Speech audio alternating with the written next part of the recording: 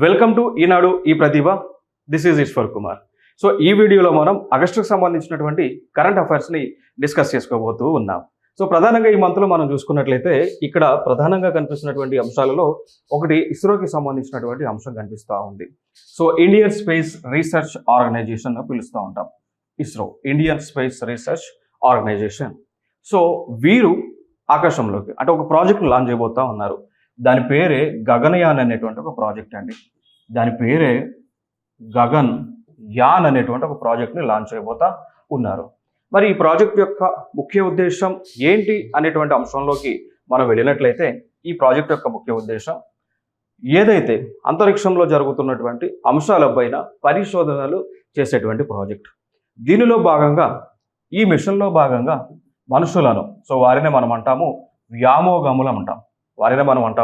వ్యామోగములు లేదా వారిని మనం ఆస్ట్రోనట్స్ అని పిలుస్తుంటాం. సో వారిని ఆకాశంలోకి, అంతరిక్షంలోకి పంపించేటువంటి ప్రోగ్రామే ఈ యొక్క గగనయాన్ మిషన్. సో దీన్ని మనం అంటాము ఫస్ట్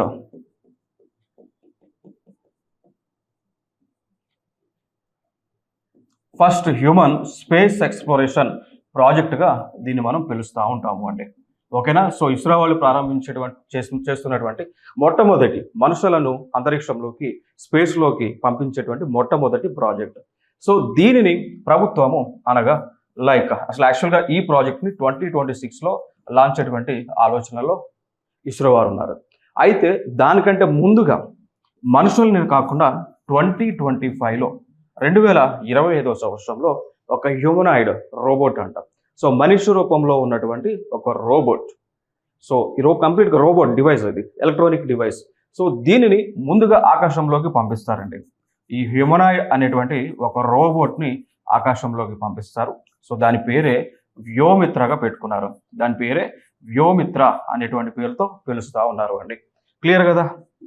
సో ఫైనల్గా ఇది ఎప్పుడు లాంచ్ అయిపోతా ఉన్నారు? 2025లో లాంచ్ అయిపోతా ఉన్నారు. వ్యోమిత్ర అనేటువంటి ఒక రోబోట్ని పంపిస్తూ ఉన్నారు. ఇది ఒక ఇంపార్టెంట్ అంశం.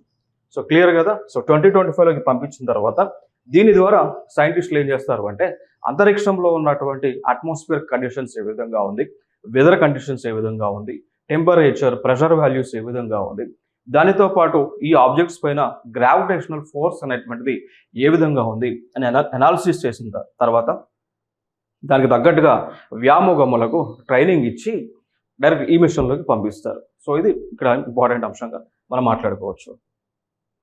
ఇంకొక అంశం మనం చూసుకున్నట్లయితే ఇక్కడ వైట్ టాపింగ్ అనేటువంటి న్యూస్లో ఉంది. సో వైట్ టాపింగ్ మెథడ్ అనేటువంటిది న్యూస్లో ఉంది.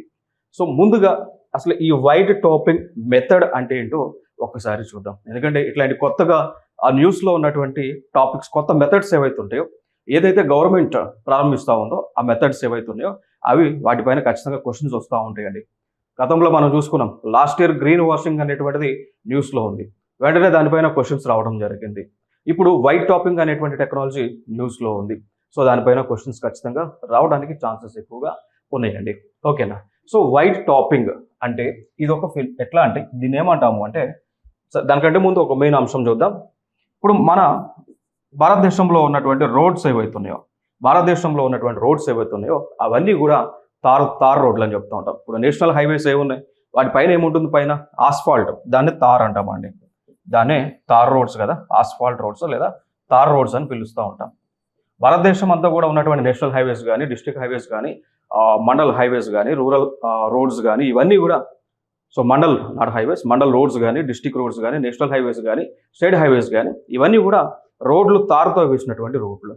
సో ఇక్కడ వీటి యొక్క మన్నిక అంటే లాంగ్విటీ అనేటువంటిది తక్కువ.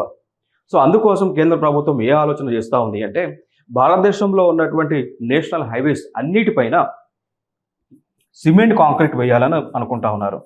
Cement concrete so cement concrete వేయాలనుకుంటున్నారు. చూసారా, ఇప్పుడు హైవేస్ ఏవైతే ఉన్నాయో వాటిపైన సిమెంట్ కాంక్రీట్ వేసి, సో వైట్ కలర్ మనకి సిమెంట్ ఉంటుంది, అది వేద్దాం అనేటువంటి ఆలోచనలో చేస్తున్నారు. సో ఒక తార్ రోడ్డు పైన వైట్ కలర్ సిమెంట్ వేస్తే దాన్ని అంటారు వైట్ టాపింగ్ అని పిలుస్తూ ఉంటారు. అర్థమైంది కదా. So what is white topping అన్నప్పుడు laying of cement concrete on tar roads. It is a process. ఇది దీనికి సంబంధించినటువంటి అంశం. సో భారతదేశంలో ఈ వైట్ టాపింగ్ అనేటువంటి ఒక ప్రాసెస్ ఏదైతే ఉందో సో దీన్ని ఏ మంత్రిత్వ శాఖ ప్రారంభించేటువంటి ఆలోచన చేస్తూ ఉంది అంటే ministry of road transport and highways అండి. So ministry of road transport and highways. So కేంద్రంలో ఉన్నటువంటి రోడ్డు రవాణా హైవేల మంత్రిత్వ శాఖ వారు ఈ యొక్క వైట్ టాపింగ్ అనేటువంటి కాన్సెప్ట్ని స్టార్ట్ చేస్తూ ఉన్నారు.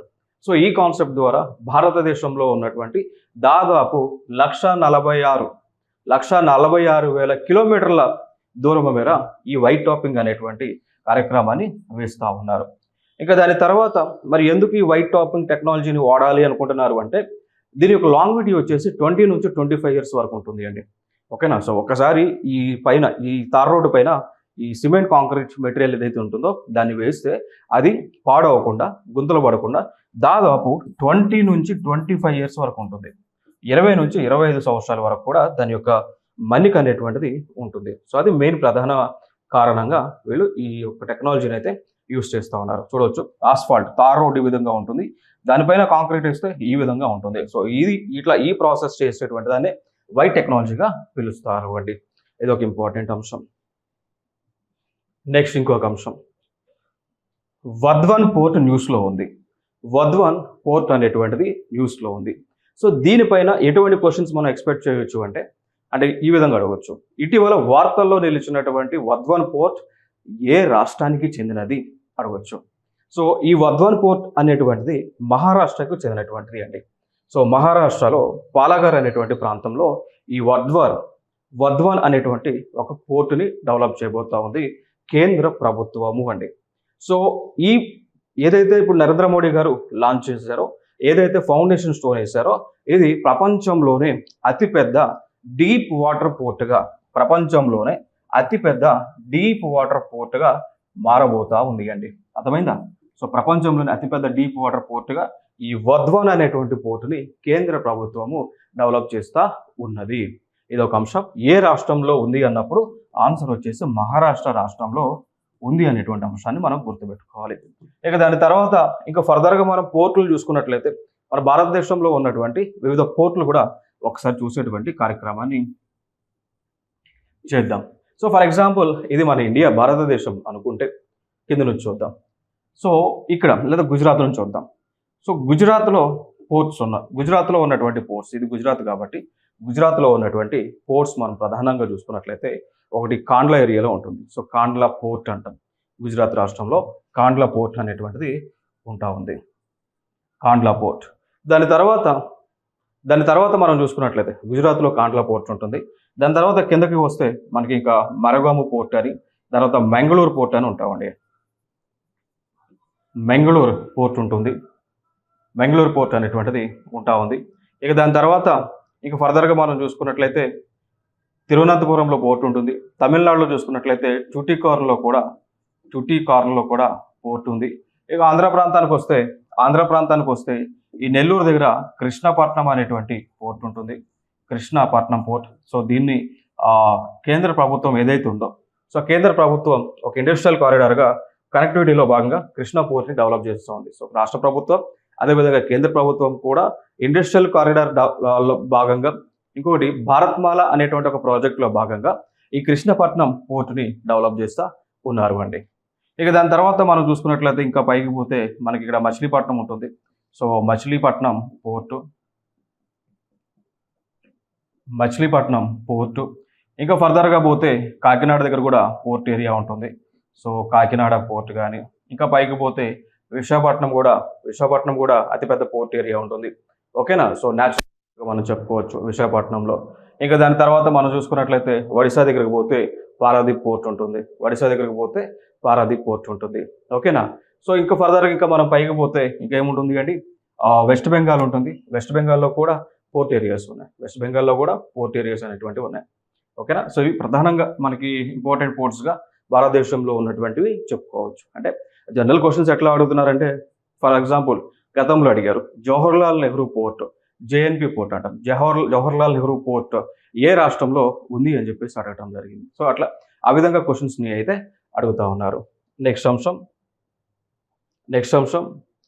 Odisha CM launch Subhadra scheme for women empowerment అండి. సో ఒడిశా రాష్ట్రంలో మహిళల అభ్యున్నతి కోసం ఒడిశా రాష్ట్రం యొక్క ముఖ్యమంత్రి గారు సుభద్ర అనేటువంటి ఒక స్కీమ్ని లాంచ్ చేశారు. క్లియర్ కదా? సో సుభద్ర అనేటువంటి స్కీమ్ యొక్క ముఖ్య ఉద్దేశం ఏంటి అంటే ఆ రాష్ట్రంలో ఉన్నటువంటి మహిళలకు ప్రతి సంవత్సరము కూడా ఆ రాష్ట్రంలో ఉన్నటువంటి మహిళలు దాదాపు 1 కోటి పైగా మహిళలు ఉన్నారని చెప్తా ఉన్నారు. సో మహిళలకు ప్రతి సంవత్సరము కూడా 10,000 రూపాయలను ఇవ్వబోతా ఉంది ప్రభుత్వం. ప్రతి సంవత్సరము కూడా 10,000 రూపాయలను ఇవ్వబోతా ఉంది. అది కూడా 2 ఇన్స్టాల్మెంట్స్లో ఇస్తారు అండి. సో ఫస్ట్ ఇన్స్టాల్మెంట్లో ఒక 5,000, తర్వాత ఇన్స్టాల్మెంట్లో 5,000 రూపీస్ని ఇస్తూ ఉంటారు. అట్లా 5 years వరకు కూడా, అట్లా 5 సంవత్సరాల వరకు కూడా ఈ యొక్క ఇస్తారు. టోటల్గా ప్రతి మహిళకు 50,000 రూపాయలు ఈ సంవత్సర కాలంలో ఇచ్చేటువంటి కార్యక్రమాన్ని ఈ సుభద్ర అనేటువంటి ఒక స్కీమ్ ద్వారా ఒడిశా రాష్ట్రంలో చేస్తూ ఉన్నారు. దీనిపైన కూడా మన క్వశ్చన్స్ ఎట్లా ఎక్స్పెక్ట్ చేయవచ్చు అంటే ఇటీవల వార్తల్లో నిలిచిన సుభద్ర అనేటువంటి స్కీమ్ ఏ రాష్ట్రంలో అమలు చేస్తూ ఉన్నారు, ఒడిశా రాష్ట్రంలో సుభద్ర స్కీమ్ ద్వారా ఎంత మొత్తం డబ్బులను ఇస్తూ ఉన్నారు, 10,000 రూపాయలను ఇస్తా ఉన్నారు అండి. ఓకేనా?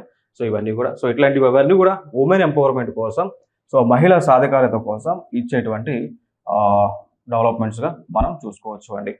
ఓకే, సో నెక్స్ట్ అంశం, ఇక్కడ ఒక రిపోర్ట్ని రిలీజ్ చేశారు అండి. సో ఇక్కడ యునైటెడ్ కింగ్డమ్కి చెందినటువంటి ఒక సంస్థ, సో దాన్ని నైట్ ఫ్రాంక్ అని పిలుస్తూ ఉంటాం. Knight Frank, NIGHT, Knight Frank అనేటువంటి ఒక సంస్థ ఉంటుంది. సో వీళ్ళు యునైటెడ్ కింగ్డమ్కి చెందినటువంటి వాళ్ళు. సో వీళ్ళు ఏం చేస్తారు అంటే ఒక నివేదిక ప్రిపేర్ చేస్తూ ఉంటారు. సో ఆ నివేదిక దేనికి సంబంధించింది అంటే గ్లోబల్ ప్రాపర్టీ ప్రైస్ ఇండెక్స్కి సంబంధించిన నివేదిక. సో గ్లోబల్ ప్రాపర్టీ ప్రైస్ ఇండెక్స్కి చెందినటువంటి సో ఈ రిపోర్ట్ని ప్రిపేర్ చేస్తూ ఉంటారు. సో ఈ రిపోర్ట్లో ఏముంటుంది అంటే ఏ ప్రాంతాల్లో ఏ విధంగా ఈ యొక్క ప్రాపర్టీస్ ఆస్తుల యొక్క విలువలు ఉన్నాయి, మార్కెట్ విలువ ఏ విధంగా ఉంది, రియల్ వాల్యూ ఏ విధంగా ఉంది అనేటువంటిది వీళ్ళు సర్వే చేయడం జరుగుతూ ఉంటుంది. మరి వీరి యొక్క నివేదిక ప్రకారం ప్రపంచంలోనే అత్యంత ప్రాపర్టీ వాల్యూ కలిగినటువంటి అత్యంత ఎక్కువ మోతాదులో ప్రాపర్టీ వాల్యూ వచ్చేసి మనకి ఈ మనీలా. సో ఫిలిప్పైన్స్ దేశంలో మనీలా అనేటువంటి ఒక ప్రాంతం ఉంటుంది. ఫిలిప్పైన్స్ దేశంలో మనీలా అనేటువంటి ఒక ప్లేస్ ఉంటుంది అండి. అర్థమైందా? సో అక్కడ ఆ దేశంలో ఆ మనీలా నగరం ఫస్ట్ ప్లేస్లో ఉంది. సో ప్రపంచవ్యాప్తంగా అత్యంత ప్రాపర్టీ రేట్లు ఉన్నటువంటి ఒక సిటీ వచ్చేసి మనీలా, ఫిలిప్పైన్స్ దేశం. ఇక దాని తర్వాత మనం చూసుకున్నట్లయితే సెకండ్ ప్లేస్లో ఢిల్లీలోనే ఉంటుంది. సెకండ్ ప్లేస్ వచ్చి ముంబైలో ఉంటుంది. సో ముంబైలో అత్యధికమైనటువంటి ప్రాపర్టీ రేట్స్ అనేటువంటి ఉంటాయి. ఈవెన్ ముంబైలో మనం ఇల్లు తీసుకోవాలన్నా కానీ రెంట్ వచ్చేసి మినిమం 50,000, 60,000 ఆ విధంగా ఉంటా ఉంది. దానితో పాటు ఒక ఇల్లు తీసుకోవాలంటే కనీసం ఒక ఫ్యామిలీ ఒక ఇల్లు తీసుకోవాలంటే కనీసం 10 months 10 నెలల రెంట్ని అడ్వాన్స్ రూపంలో పే చేయాల్సి ఉంటుంది మహారాష్ట్రలో. ఓకేనా? సో అంత హై కాస్ట్ వాల్యూస్ అయితే అక్కడ ఉండటం జరిగింది. ఇక దాని తర్వాత 3వ ప్లేస్లో మనం చూసుకున్నట్లయితే న్యూఢిల్లీ ఉండటం జరిగింది. సో మన ఇండియా యొక్క క్యాపిటల్ ఏదైతే ఉందో న్యూఢిల్లీలో, అక్కడ కూడా విపరీతమైనటువంటి రెంట్స్ అనేటువంటివి, అదేవిధంగా ప్రాపర్టీ వాల్యూస్ అనేటువంటివి ఉంటా ఉన్నాయి. సో ఇది ఒక ఇంపార్టెంట్ అంశంగా మనం మాట్లాడుకోవచ్చు. ఇక్కడ ప్రధానంగా మనకి అడుగుతున్నటువంటి అంశాలు చూసుకున్నట్లయితే ఏదైనా ఇండెక్స్ న్యూస్లో ఉంటే ఆ ఇండెక్స్కి సంబంధించి టాప్లో ఉన్నటువంటి ప్లేసెస్ అడుగుతుంటారు. లేదా ఇండియాలో ఏదైనా సిటీ ఉంటే దాన్ని అడుగుతూ ఉంటారు.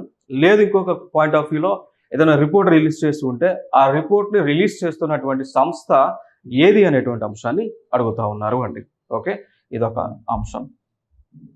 నెక్స్ట్ అంశం చూద్దాం. సో మనకు తెలుసు కదా, తమిళనాడుకి మాజీ సీఎం అయినటువంటి కరుణాకరన్, తమిళనాడు రాష్ట్రానికి మాజీ సీఎం అయినటువంటి కరుణానిధి. ఓకేనా? సో ఎం కరుణానిధి, కలైగ్నర్ ఎం కరుణానిధి.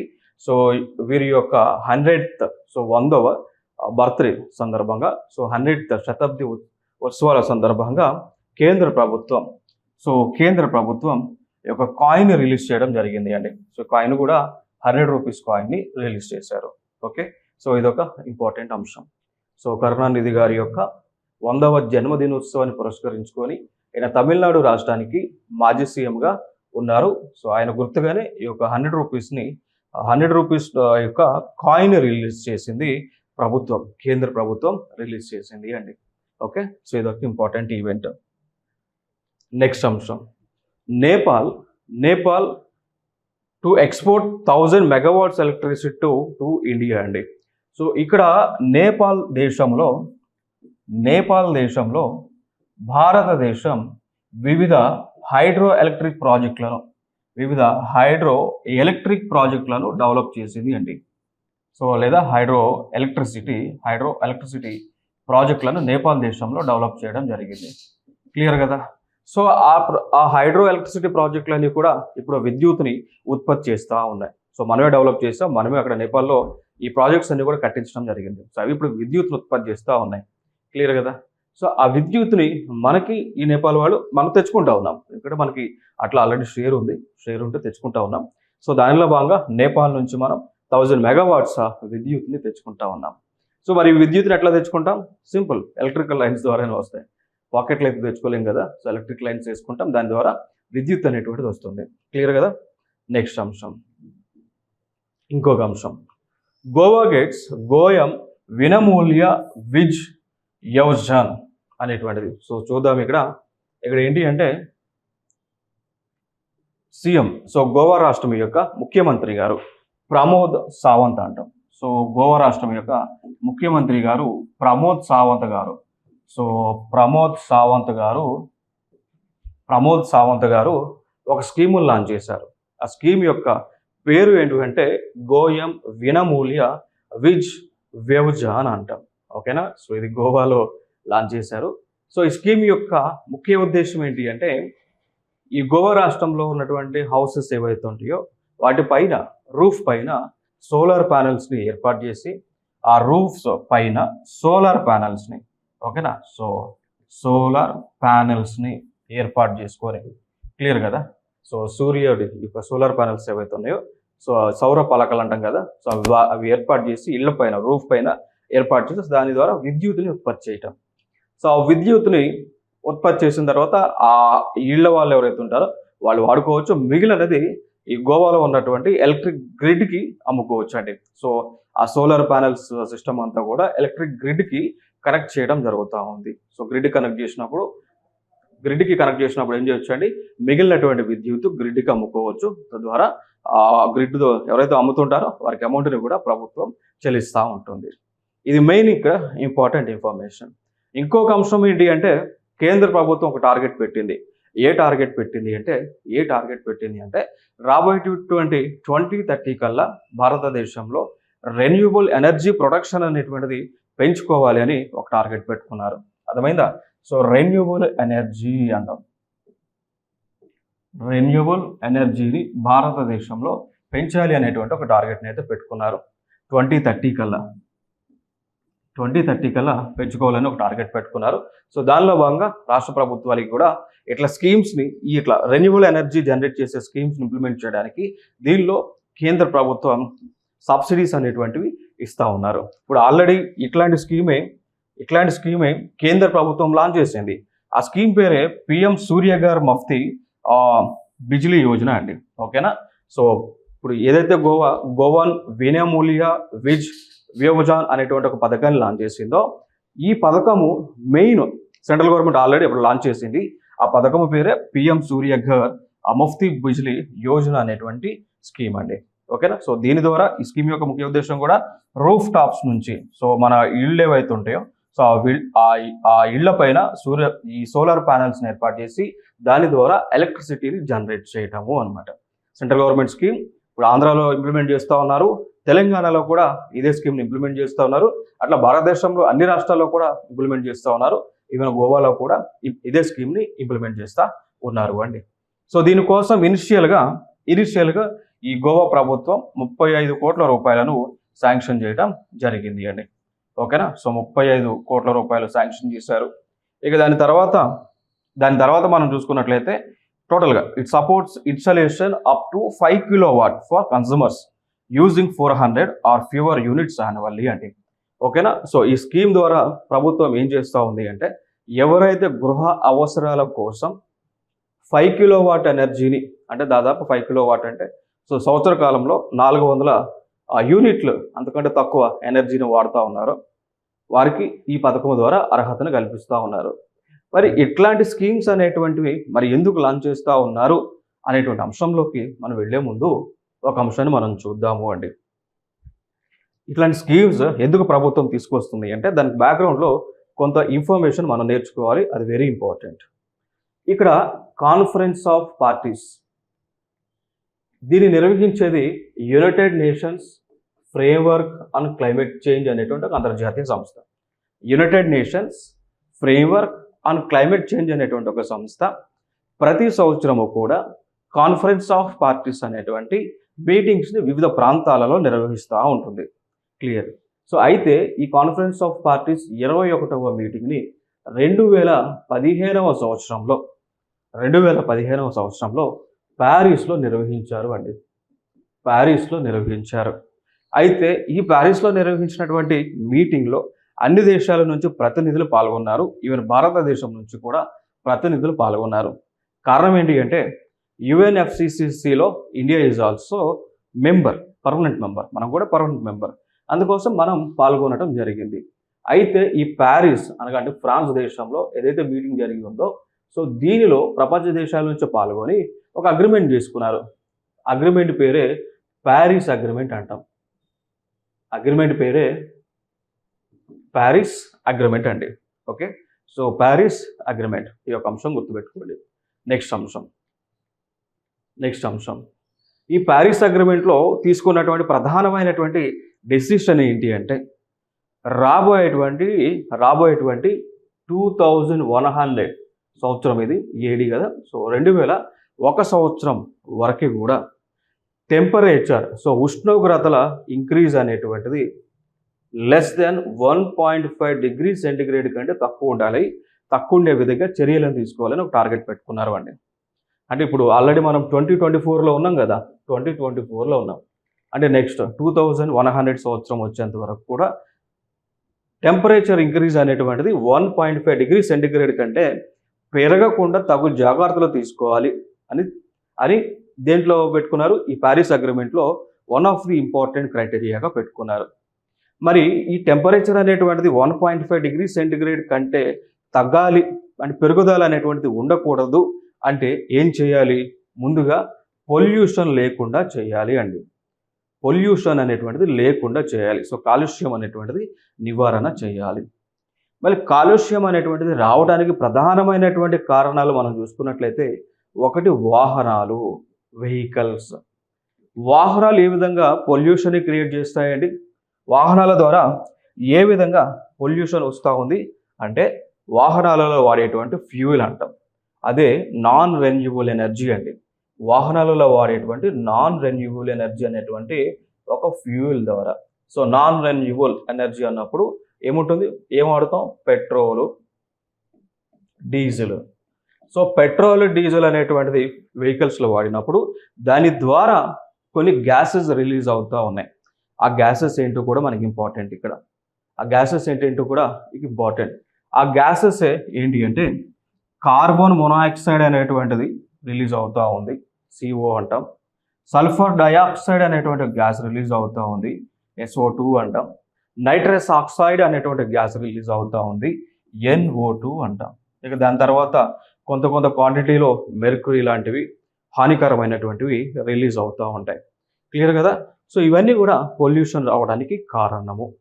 నెక్స్ట్ అంశం మన ఇళ్లలో విద్యుత్ని వాడుతూ ఉంటాం, ఎలక్ట్రిసిటీని. మరి ఆ ఎలక్ట్రిసిటీని ఏ విధంగా జనరేట్ చేస్తూ ఉన్నారు? అది కూడా నాన్ రెన్యూవబుల్ నుంచి జనరేట్ చేస్తూ ఉన్నారు. ఫర్ ఎగ్జాంపుల్గా తీసుకుంటే బొగ్గు అండి. సో బొగ్గు అనేటువంటిది ఎక్కువ మోతాదులో మనం మండించాము అనుకోండి, దాని ద్వారా యాష్, బూడిద అనేటువంటిది ఎక్కువగా వస్తుంది. దాని ద్వారా ఏమవుతుంది? దీని ద్వారా పొల్యూషన్ అనేటువంటిది క్రియేట్ అవుతూ ఉంది. ఇవన్నీ కూడా కారణాలండి. సో పొల్యూషన్ రావడానికి గల ప్రధాన కారణాలు ఏంటి అంటే ఒకటి వెహికల్స్ ద్వారా, రెండు మనం ఎలక్ట్రిసిటీ విద్యుత్ ఉత్పత్తి చేసేటప్పుడు బొగ్గు యూజ్ చేస్తున్నాం కాబట్టి దాని ద్వారా పొల్యూషన్ క్రియేట్ అవుతా ఉంది అండి. So electricity. ఇంకొక అంశం ఏంటి అంటే ఇండస్ట్రీస్లో. సో మన ప్రపంచంలో ఉన్నటువంటి ఈ యొక్క ఇండస్ట్రీస్, కర్మాగారాలు ఏవైతే ఉన్నాయో, సో ఇండస్ట్రీస్ నుంచి కూడా మనకి హార్మ్ఫుల్ గ్యాసెస్ అనేటువంటివి అట్మాస్ఫియర్లోకి రిలీజ్ అవుతూ ఉన్నాయి. క్లియర్ కదా. సో ఇవన్నీ కూడా పొల్యూషన్ రావడానికి గల కారణాలు. సో అయితే మరి ఈ 1.5 డిగ్రీ సెంటిగ్రేడ్ టెంపరేచర్ పెరుగుదలని మనం కంట్రోల్ చేయాలంటే ఎట్లా? ఇవన్నీ ఉంటే చేయగలమా? అందుకోసం ప్రభుత్వం ఏం చేస్తూ ఉంది అంటే ప్రతి సెక్టార్కి సంబంధించి రెన్యూబుల్ ఎనర్జీని యూజ్ చేసే విధంగా అడుగులను వేస్తూ ఉన్నది. దానికి సంబంధించి ఏ అడుగులు వేస్తూ ఉన్నదో మనం ఖచ్చితంగా మనం తెలుసుకోవాలి. సో చూద్దాం. వెహికల్స్కి సంబంధించి ఏదైతే వెహికల్స్లో మనం పెట్రోల్ డీజిల్ ఉపయోగిస్తూ ఉన్నామో అవి లేకుండా యూజ్ చేయకుండా ఉండటానికి దీనికి ఆల్టర్నేటివ్గా ప్రభుత్వం తీసుకొచ్చినటువంటి ఒక స్కీమ్ ఏంటి అంటే ఫేమ్ ఇండియా అనేటువంటి ఒక స్కీమ్ అండి. ప్రభుత్వం తీసుకొచ్చినటువంటి స్కీమ్ ఏంటి అంటే ఫేమ్ ఇండియా అనేటువంటి స్కీమ్ అండి. క్లియర్ కదా? నెక్స్ట్ అంశం, ఈ ఫేమ్ ఇండియా అనేటువంటి స్కీము దేనికి సంబంధించింది? ఈ ఫేమ్ ఇండియా అనేటువంటి స్కీము దేనికి సంబంధించింది అండి? భారతదేశంలో ఎలక్ట్రిక్ వెహికల్స్ని డెవలప్ చేయడానికి. సో భారతదేశంలో ఎలక్ట్రిక్ వెహికల్స్ని డెవలప్ చేయడానికి తీసుకొచ్చినటువంటి స్కీమ్ ఏంటి అంటే ఫేమ్ ఇండియా అనేటువంటి స్కీము. ఇది ఒక ప్రీవియస్ ఇయర్ క్వశ్చన్. ఏమని అడిగారు అంటే fame India scheme related to అని చెప్పేసి అడిగి కింద వివిధ ఆప్షన్స్ ఇచ్చారు. సో ఫేమ్ ఇండియా స్కీమ్ యొక్క ముఖ్య ఉద్దేశం ఏంటి అంటే ఎలక్ట్రికల్ వెహికల్స్ని భారతదేశంలో డెవలప్ చేసేటువంటి కార్యక్రమం.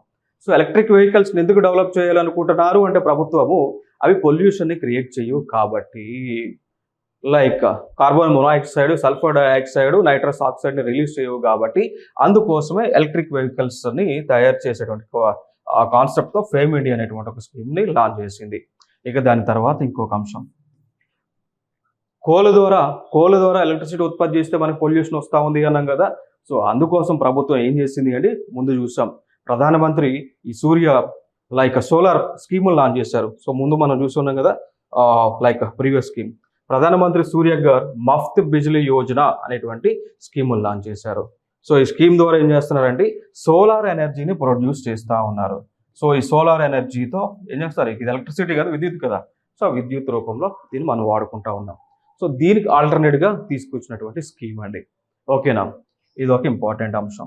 ఇక దాని తర్వాత ఇంకొక అంశం మనం తీసుకొచ్చినటువంటి అంశం ఏంటి అంటే ఈ వెహికల్స్ పాయింట్ ఆఫ్ వ్యూలో ప్రభుత్వం తీసుకొచ్చింది ఏంటి అంటే వాహనాలన్నింటినీ కూడా BS4 నుంచి BS6కి మార్చండి అని చెప్పేసి గవర్నమెంట్ ఆఫ్ ఇండియా గైడ్లైన్స్ ఇచ్చింది అండి. ఇప్పుడు మనం రోడ్డు మీద ఉన్నటువంటి వాహనాలన్నీ కూడా మ్యాక్సిమం వాహనాలు BS6 కండిషన్లో డెవలప్ చేసినటువంటి వాహనాలు అండి. సో BS6 అనేటువంటి వాహనాలు ఏవైతే ఉన్నాయో ఈ వాహనాలు ఏం చేస్తాయంటే ఏదైతే మనం carbon monoxide, sulphur dioxide, nitrous oxide release చేస్తా ఉన్నాయని చెప్పామో వాటిని ఈ BS6 వెహికల్స్ అంటే అంటే లైక్ బయటికి పర్యావరణంలోకి రిలీజ్ చేయవు. అదొక అడ్వాంటేజ్, పొల్యూషన్ కంట్రోల్ చేయడానికి ప్రభుత్వం తీసుకొచ్చినటువంటి ఆలోచనలు. ఇక దాని తర్వాత ఇండస్ట్రీస్ నుంచి వచ్చేటువంటి పొల్యూషన్ని కంట్రోల్ చేయడానికి ప్రభుత్వం తీసుకొచ్చినటువంటి కొత్త గైడ్లైన్స్ ఏంటి అంటే సాలిడ్ వేస్ట్ మేనేజ్మెంట్ అండి. సాలిడ్ వేస్ట్ మేనేజ్మెంట్ గైడ్లైన్స్ని తీసుకొచ్చారు. సో ఈ సాలిడ్ వేస్ట్ మేనేజ్మెంట్ గైడ్లైన్స్ ద్వారా ఏంటి అంటే ఇండస్ట్రీస్ నుంచి ఏదైతే వ్యర్థ పదార్థాలు ఉంటాయో అవి బయటికి ఈ నదుల్లోకి వదిలే ముందు దాన్ని క్లీన్ చేయాలి, ప్రాసెసింగ్ చేయాలి. దానిలో ఉన్న హార్మ్ఫుల్ పదార్థాలు ఏవైతే ఉంటాయో అవి మొత్తం కూడా రిమూవ్ చేయాలి అని చెప్పి సాలిడ్ వేస్ట్ మేనేజ్మెంట్ గైడ్లైన్స్ని తీసుకురావడం జరిగింది. ఓకేనా? సో దాంతోపాటు ఇంకేమన్నారు అంటే ఫర్ ఎగ్జాంపుల్ కెమికల్ ఇండస్ట్రీస్ ఏవైతే ఉంటాయో ఆ కెమికల్ ఇండస్ట్రీస్ నుంచి వాటర్ ఏదైతే బయటకు వస్తూ ఉందో దాన్ని సముద్రంలోకి వదిలే ముందు దాంట్లో ఉన్నటువంటి ఈ హార్మ్ఫుల్ అంతా కూడా క్లీన్ చేసేటువంటి ఫిల్టర్లని ఏర్పాటు చేయమని గవర్నమెంట్ ఆఫ్ ఇండియా గైడ్లైన్స్ని ఇవ్వటం జరిగింది. అర్థమైందా? సో ఈ చర్యలను తీసుకుంటుంది. ఇక దానితో పాటు ఇంకొక అడుగు ముందుకు వేసి గవర్నమెంట్ ఆఫ్ ఇండియా ఒక పాలసీని తీసుకొచ్చింది. దాన్ని మనం పిలుస్తాము దాన్ని మనం అంటాము నేషనల్ గ్రీన్ హైడ్రోజన్ మిషన్ అండి. సో ఏమంటాం? నేషనల్ గ్రీన్ హైడ్రోజన్ మిషన్ అనేటువంటి ఒక స్కీమ్ లాంచ్ చేశారు. ఈ స్కీమ్ యొక్క ముఖ్య ఉద్దేశం ఏంటి అంటే రాబోయేటువంటి 2030 కల్లా భారతదేశంలో 5 మెట్రిక్ టన్స్ మేర గ్రీన్ హైడ్రోజన్ని ఉత్పత్తి చేయాలి అనే టార్గెట్ పెట్టుకున్నారు. క్లియర్ కదా? సో ఈ పొల్యూషన్ రిమూవ్ చేయడానికి మనం ఏదైతే పారిస్ అగ్రిమెంట్లో మాటించామో టెంపరేచర్ అనేటువంటిది 1.5 డిగ్రీ సెంటిగ్రేడ్ కంటే తగ్గే విధంగా చర్యలు తీసుకుంటాం అని చెప్పామో దానిని అనుసరించి కేంద్ర ప్రభుత్వం నేషనల్ గ్రీన్ హైడ్రోజన్ మిషన్ని లాంచ్ చేసింది. దీని యొక్క ముఖ్య ఉద్దేశం ఏంటి అంటే రాబోయే 2030 కల్లా భారతదేశంలో 5 మెట్రిక్ టన్స్ మేర గ్రీన్ హైడ్రోజన్ని, అర్థమైందా? సో గ్రీన్ హైడ్రోజన్ని ఉత్పత్తి చేసేటువంటి కెపాసిటీని డెవలప్ చేయాలని పెట్టుకున్నారు. దానిలో భాగంగా మనం చూసుకున్నట్లయితే మొట్టమొదటి గ్రీన్ హైడ్రోజన్ని డెవలప్ చేసేటువంటి ప్రాజెక్ట్ని అస్సాం రాష్ట్రంలో కేంద్ర ప్రభుత్వం ప్రారంభించింది అండి. సో అస్సాం రాష్ట్రంలో ప్రారంభించడం జరిగింది. ఇది ఒక ప్రీవియస్ ఇయర్ క్వశ్చన్. సో ఇదొక ప్రీవియస్ ఇయర్ క్వశ్చన్ అండి. సో అస్సాం రాష్ట్రంలో గౌహతి అనేటువంటి ఒక ప్లేస్ ఉంటుంది. గౌహతి అనేటువంటి ఒక ప్లేస్లో దీన్ని లాంచ్ చేయడం జరిగింది. క్లియర్ కదా? గౌహతి అనేటువంటి ప్లేస్లో 2030 ఇది ఒక గ్రీన్ హైడ్రోజన్ని తయారు చేసేటువంటి ప్లాంట్ని ఏర్పాటు చేశారు. ఇక దాని తర్వాత ఆంధ్రప్రదేశ్లో విశాఖపట్నంలో కూడా ఏర్పాటు చేశారు అండి. విశాఖపట్నం జిల్లా ప్రాంతంలో కూడా ఈ గ్రీన్ హైడ్రోజన్ని తయారు చేసేటువంటి ప్లాంట్ని దాదాపు 1,00,000 కోట్ల రూపాయలతో పెట్టుబడితో దీన్ని స్టార్ట్ చేయడం జరిగింది. So government of India partner ఉంది. దాని తర్వాత వివిధ ప్రైవేట్ కంపెనీలు కూడా ఆ ప్రాజెక్ట్లో పార్ట్నర్స్గా జాయిన్ అవ్వడం జరిగింది. నెక్స్ట్ అంశం, ఇంకొక అంశాన్ని మనం తెలుసుకోవాలి అండి.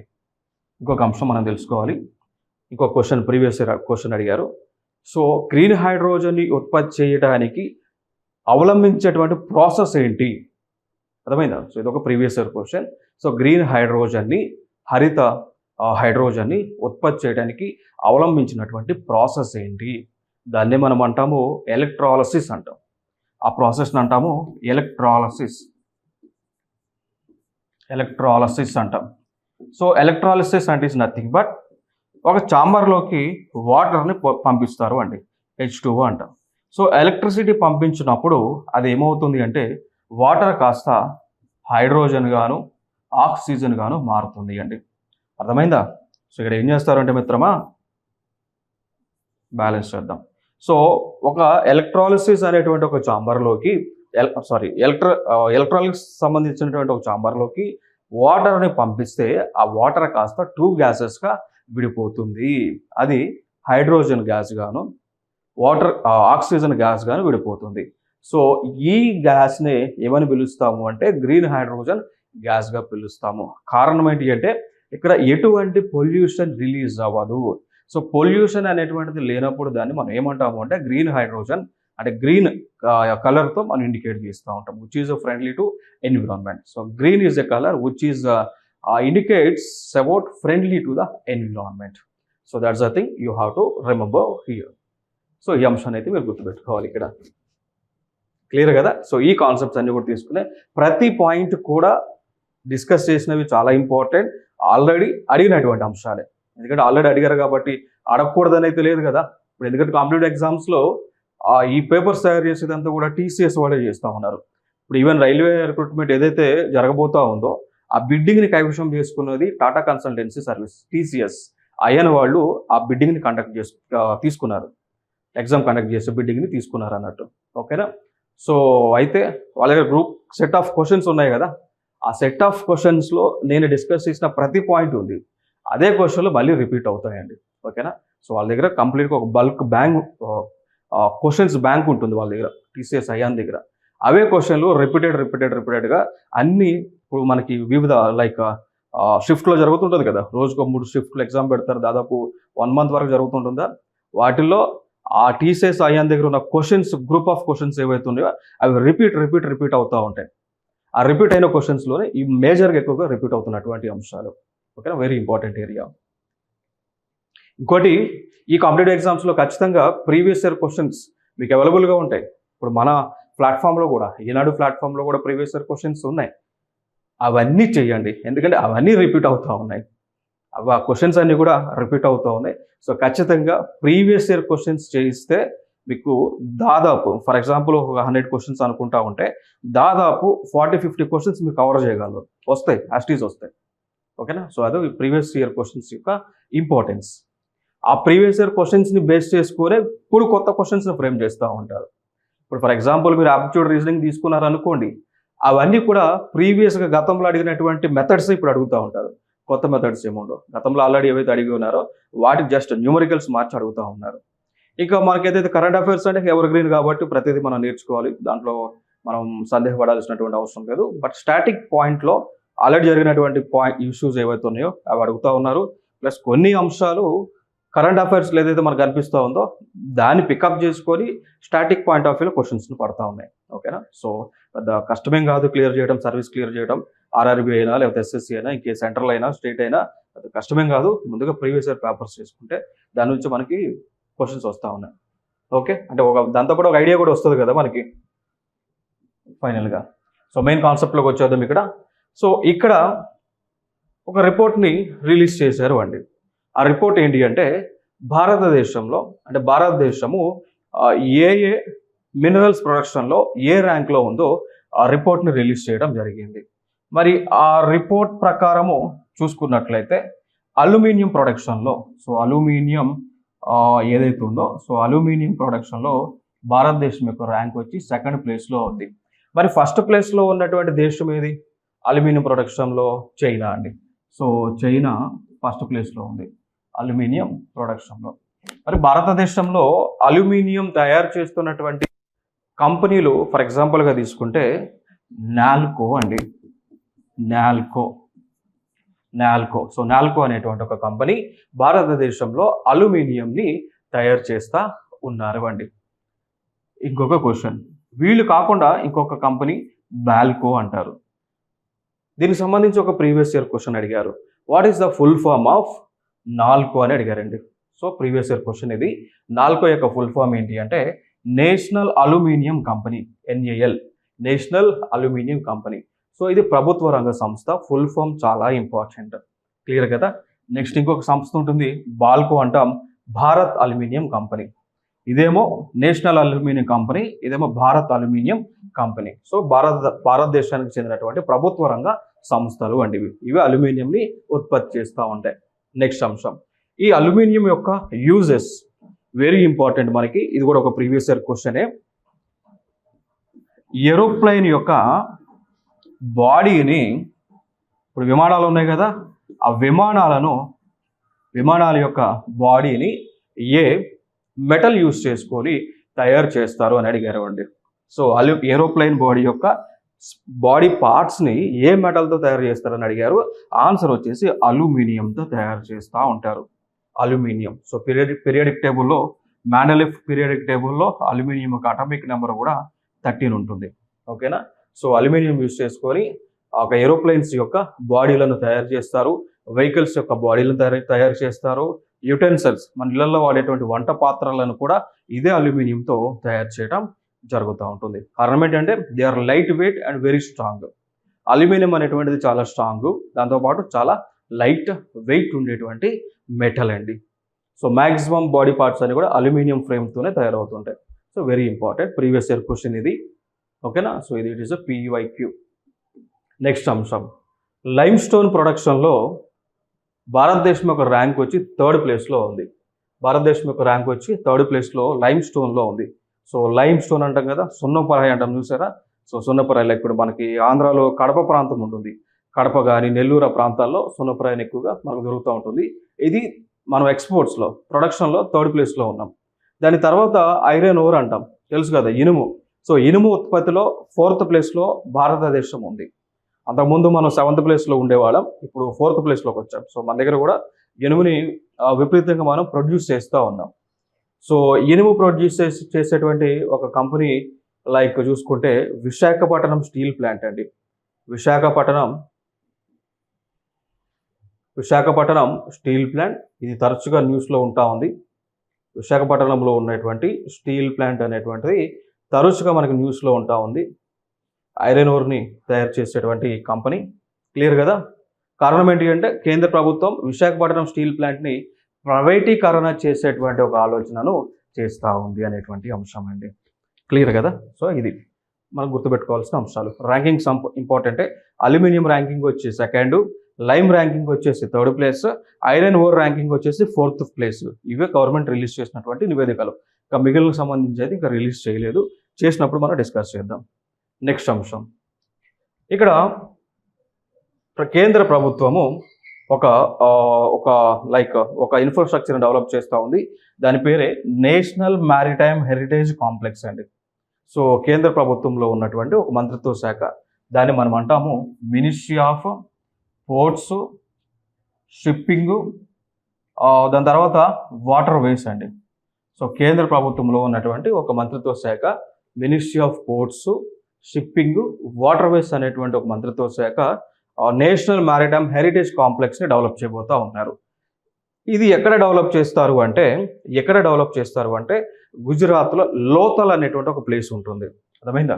సో గుజరాత్లో లోతల్ అనేటువంటి ఒక ప్లేస్లో డెవలప్ చేయబోతా ఉన్నారు అండి. సో దీని యొక్క విశిష్టత ఏంటి?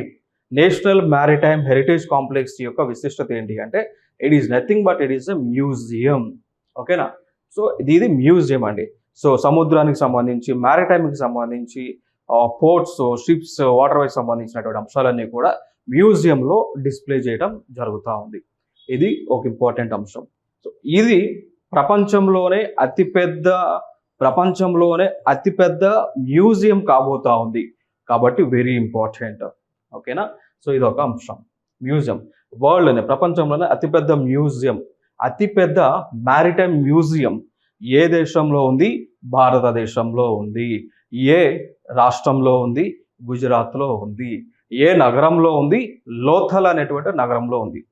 మీకు వెంటనే ఈ లోథల్ అనేటువంటి పేరు గుర్తురాంగ్లోనే ఒక అంశం గుర్తు రావాలి అండి. ఏ అంశం గుర్తు రావాలి అంటే Lothal is a place which is related to Indus valley civilisation. సబ్జెక్ట్ని ఎక్కడ తీసుకుపోతా ఉన్నాం? కరెంట్ అఫైర్స్ నుంచి హిస్టరీకి తీసుకెళ్తాం. ఏ హిస్టరీ? ఏన్షియంట్ హిస్టరీకి తీసుకెళ్తా ఉన్నాం. Very important. మ్యాచ్ ద ఫాలోయింగ్లో గతంలో అడిగి ఉన్నారు. అంటే లైక్ ఏమని అడిగారంటే గతంలో మ్యాచ్ ది ఫాలోయింగ్లో ఒక పక్కన Indus valley civilisation places, sites అవి ఏ రాష్ట్రంలో ఉన్నాయి అనేటువంటిది అడిగారండి. ఫర్ ఎగ్జాంపుల్ తీసుకుంటే మ్యాచింగ్లో వాళ్ళు అడిగారు Lothal is belong to like గుజరాత్కి. ఇవన్నీ కూడా ఇండస్ వ్యాలీ సివిలైజేషన్కి, సింధు నాగరికతకు సంబంధించినటువంటి ప్లేసెస్. లోథల్ గుజరాత్ రాష్ట్రంలో ఉంటుంది. దాని తర్వాత తరచుగా అడిగేది బనావలి అనేటువంటి ఒక ప్లేస్ని అడుగుతూ ఉంటారు. మరి ఇది ఏ రాష్ట్రంలో ఉంది? హర్యానా రాష్ట్రంలో ఉంది అండి. బనావలి అనేటువంటిది హర్యానా రాష్ట్రంలో ఉంది. దాని తర్వాత కాళీబంగన్ అనేటువంటి ఒక ప్లేస్ ఉంటుంది. కాళీబంగన్ అనేటువంటి ప్లేస్ ఇది ఏ రాష్ట్రంలో ఉంటుంది? రాజస్థాన్లో ఉంటా ఉంది. సో ఇట్లాంటివి అడుగుతా ఉన్నారు కాబట్టి నేను డిస్కస్ చేస్తూ ఉన్నాను. సమయం వచ్చింది కాబట్టి డిస్కస్ చేస్తూ ఉన్నా. అవి యాక్చువల్గా ఇవి ఏన్షియంట్ హిస్టరీకి చెందినటువంటి ప్లేసెస్. ఫస్ట్ చాప్టర్లో ఇండస్ వ్యాలీ సివిలైజేషన్లో ఉంటాయి ఇవన్నీ కూడా. లోథల్ అని, ఓకే. దాని తర్వాత లోపర్ అని ఉంటుంది, LOPAR ఉంటుంది. ఇది వచ్చి పంజాబ్లో ఉంటుంది. దాని తర్వాత ధోలావీరా అని ఉంటుందండి. దాని తర్వాత ధోలావీరా సిటీ ఇది కూడా మీకు గుజరాత్ రాష్ట్రంలో ఉంటా ఉంది. ఇంకా దాని తర్వాత హరప్పా, మొహెంజోదరో అనేటువంటి ప్లేసెస్ ఉంటాయి. హరప్పా, మొహెంజోదరో ఇవి యాక్చువల్గా పాకిస్తాన్లోనే. ఇప్పుడు అంటే కలిసి ఉన్నప్పుడు మన దగ్గర, కానీ దాని తర్వాత ఇప్పుడు విడిపోయింది కాబట్టి ఈ హరప్పా, మొహెంజోదరో అనేటువంటి ప్లేసెస్, ఇండస్ వ్యాలీ సివిలైజేషన్ చెందినటువంటి ప్లేసెస్ పాకిస్తాన్ దేశంలో ఉన్నాయండి. సో ఈ ప్లేసెస్ అన్ని కూడా మీకు ఇంపార్టెంట్. తరచుగా అడుగుతూ ఉన్నారు, అందుకు డిస్కస్ చేస్తూ ఉన్నారు. నెక్స్ట్ ఇంకొక అంశం, చీఫ్ మినిస్టర్ భూపేంద్ర పటేల్. ఈయన గుజరాత్ రాష్ట్రంలో, ఆ రాష్ట్రం యొక్క ముఖ్యమంత్రి భూపేంద్ర పటేల్ గారు Gujarat state institution for transformation అనేటువంటి ఒక సంస్థను ఏర్పాటు చేశారు. సంస్థ ఈజ్ నథింగ్ బట్ వీళ్ళు ఒక పాలసీ ప్లానింగ్ సంస్థ అండి. పాలసీ ప్లానింగ్ సంస్థ. దీని యొక్క రెజంబ్లెన్స్ చూస్తే, పాలసీ ప్లానింగ్ యొక్క సంస్థ యొక్క రెజంబ్లెన్స్ మనం చూస్తే it is similar to government of India launch చేసినటువంటి నీతి ఆయోగ్ లాంటిదండి. నీతి ఆయోగ్, అర్థమైందా? So government of India launch చేసిన నీతి ఆయోగ్ లాంటిది. సో గవర్నమెంట్ ఆఫ్ ఇండియాకి నీతి ఆయోగ్ అనేటువంటిది ఏ విధంగా థింక్ ట్యాంక్గా ఉందో, ఏ విధంగా అడ్వైజరీ బాడీగా మనం పిలుస్తూ ఉన్నామో,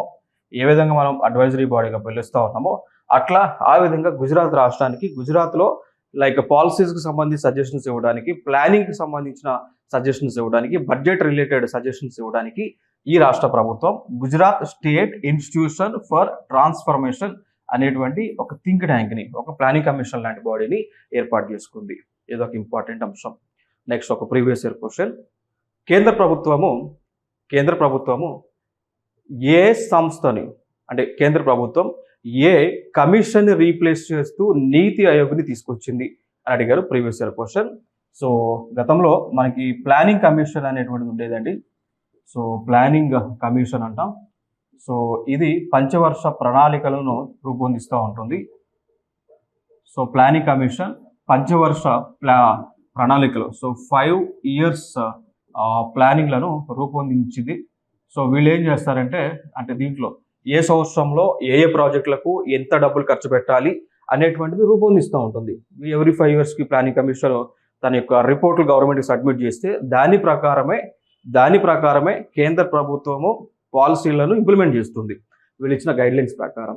సో దీన్ని నరేంద్ర మోడీ గారు అధికారంలోకి వచ్చారు. అంటే లైక్ మనకి 2014లో నరేంద్ర మోడీ గారు 2014లో పవర్లోకి వచ్చారు కదా. అప్పుడు 15 ఆగస్టు తేదీన, సో 15వ తారీఖున ఆగస్టు 15న 2014లో ఆయన పవర్లోకి వచ్చిన తర్వాత మొట్టమొదటిగా ఇండిపెండెన్స్ డేని జరిపారు అండి. సో జరిపినప్పుడు ఇండిపెండెన్స్ డే స్పీచ్లో నరేంద్ర మోడీ అనౌన్స్ చేశారు. ఏమని అనౌన్స్ చేశారు అంటే, ఏదైతే భారతదేశంలో దాదాపు 1951 నుంచి కూడా ప్లానింగ్ కమిషన్ అనేటువంటిది ఉందో, ఏదైతే రిపోర్ట్స్ ఇస్తూ ఉన్నదో, సో దాన్ని కంప్లీట్గా మేము స్క్రాప్ చేస్తున్నాము, కంప్లీట్గా దాన్ని క్లోజ్ చేసేస్తూ ఉన్నాము. దాని ప్లేస్లో నీతి ఆయోగ్ అనేటువంటి ఒక సంస్థని మేము తీసుకురాబోతా ఉన్నాము అని ఆయన ఈ యొక్క ఇండిపెండెన్స్ స్పీచ్లో చెప్పారు. క్లియర్ కదా. సో చెప్పిన తర్వాత నీతి ఆయోగ్ అనేటువంటిది అమల్లోకి వచ్చింది. ఇది కూడా అమల్లోకి వచ్చింది 1 January 2015 నుంచి. సో 1వ తేదీ జనవరి 2015 నుంచి మనకి ఏదండి నీతి ఆయోగ్ అనేటువంటిది భారతదేశం అంతా కూడా అమల్లోకి వచ్చింది. సో వీళ్ళే ప్లానింగ్ సంబంధించి రిపోర్ట్స్ ఇస్తూ ఉంటారు, గవర్నమెంట్కి అడ్వైజెస్ ఇస్తారు, గవర్నమెంట్కి ఒక థింక్ ట్యాంక్గా ఉంది అండి. క్లియర్ కదా, ఇది ఒక ఇంపార్టెంట్. ఇక దాని తర్వాత ఇదే నీతి ఆయోగ్ గురించి ఒక అంశాన్ని మనం డిస్కస్ చేయాలి. అంశం ఏంటి అంటే, నీతి ఆయోగ్ యొక్క ఫుల్ ఫామ్ డిస్కస్ చేయాలి. నీతి ఆయోగ్ యొక్క ఫుల్ ఫామ్. సో నీతి ఆయోగ్ యొక్క ఫుల్ ఫామ్ ఏంటి అంటే, national institution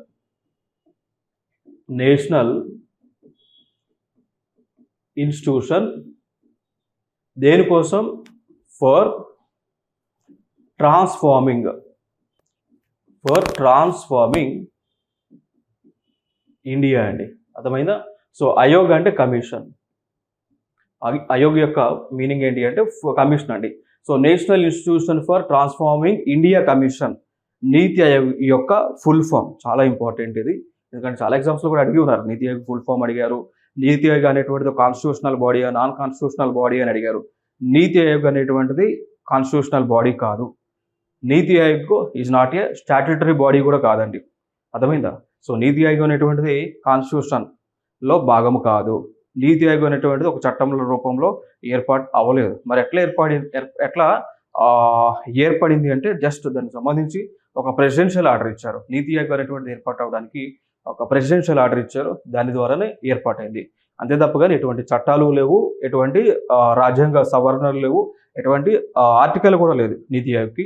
just it is ఒక థింక్ ట్యాంక్ ప్రెసిడెంట్ ఆర్డర్ ద్వారా ఏర్పాటైంది. ఇది ఒక అడ్వైజరీ బాడీ, అంతే, అంతకుమించి ఏం లేదు. బట్ వీళ్ళిచ్చిన నివేదిక ప్రకారమే ప్రభుత్వము పాలసీలను తయారు చేస్తూ ఉన్నారు, పాలసీలను ఇంప్లిమెంట్ చేస్తూ ఉన్నారు. రాష్ట్ర ప్రభుత్వాలకి కూడా బడ్జెట్ షేర్లను ఇస్తూ ఉన్నారు. ఓకే, వీళ్ళ గైడ్లైన్స్. దీంతో పాటు వీళ్ళు ఫినాన్స్ కమిషన్ అని ఉంటుంది. సో ఇప్పుడు 15th ఫినాన్స్ కమిషన్ మనకి అందుబాటులో ఉంది. సో 15th ఫినాన్స్ కమిషన్తో కలిసి వీళ్ళు పనిచేసి భారతదేశం యొక్క డెవలప్మెంట్ కోసము వీళ్ళు ఏం చేస్తూ ఉన్నారు? గైడ్లైన్స్ ఇస్తూ ఉన్నారు. ఓకేనా? సో అదొక ఇంపార్టెంట్ అంశంగా మనం గుర్తుపెట్టుకోండి. ఇంకొక అంశం, నీతి ఆయోగ్కి సంబంధించి ఇంకొన్ని అంశాలు మనం గుర్తుపెట్టుకోవాలి. అంటే గతంలో అడిగినటువంటివే, నీతి ఆయోగ్ యొక్క చైర్మన్ ఎవరో అడిగారండి. సో గతంలో అడిగినటువంటిది, who is the present chairman for NITI Aayog. So నీతి ఆయోగ్ యొక్క చైర్మన్ ఎవరు అని అడిగారు. సో జనరల్గా బై డిఫాల్ట్ ఎవరైతే దేశం యొక్క ప్రధానమంత్రి ఉంటారో బై డిఫాల్ట్ వాళ్ళే చైర్మన్ అండి. క్లియర్ కదా? సో ఎవరైతే నీతి ఆయోగ్కి చైర్మన్, ఎవరైతే పిఎం ఉంటారో వారే నీతి ఆయోగ్కి chairman by default. So Narendra Modi కాబట్టి Narendra Modi is the chairman for NITI Aayog. దాని తర్వాత ఇంకొక అంశం అడుగుతూ ఉన్నారు తరచుగా, వైస్ చైర్మన్ అడుగుతూ ఉన్నారు. సో నీతి ఆయోగ్కి ఉన్నటువంటి వైస్ చైర్మన్ ఎవరు అని అడుగుతూ ఉన్నారు. సో ఆయన పేరే సుమన్ కే బెర్రీ. ఇంకొక అంశాన్ని మీరు గుర్తుపెట్టుకోండి, ఇదే నీతి ఆయోగ్కి సిఇఓ ఉంటారు, ఆయన పేరే బివిఆర్ సుబ్రహ్మణ్యం. సో ఇవన్నీ కూడా గుర్తుపెట్టుకోండి. ఇది టీజీపీఎస్సీ ఎగ్జామ్లో అడిగారు. సో టీజీపీఎస్సీ ఎగ్జామ్లో vice chairman for NITI Aayog అని తెలంగాణ పబ్లిక్ సర్వీస్ కమిషన్ ఎగ్జామ్లో అడిగారు. సో ఆన్సర్ వచ్చి సుమన్ కేబెర్రీ.